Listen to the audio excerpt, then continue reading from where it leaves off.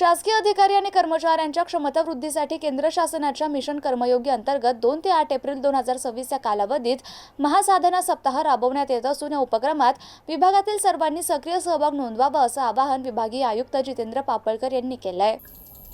भारत सरकारचा क्षमता विकास आयोग आणि कर्मयोगी भारत यांच्या संयुक्त विद्यमाने आयोजित या विशेष प्रशिक्षण उपक्रमात अधिकारी आणि कर्मचाऱ्यांनी IGOT कर्मयोगी भारत पोर्टलवर लॉग इन करून किमान 4 तासांचे अभ्यासक्रम पूर्ण करावेत असं त्यांनी स्पष्ट केलं।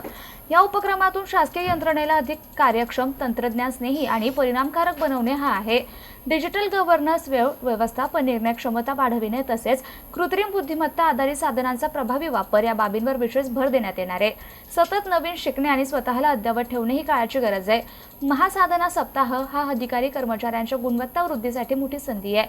सर्वांनी नियोजनबद्ध पद्धतीने सहभाग नोंदवून यशस्वी करावा असे पापळकर यांनी नमूद केले।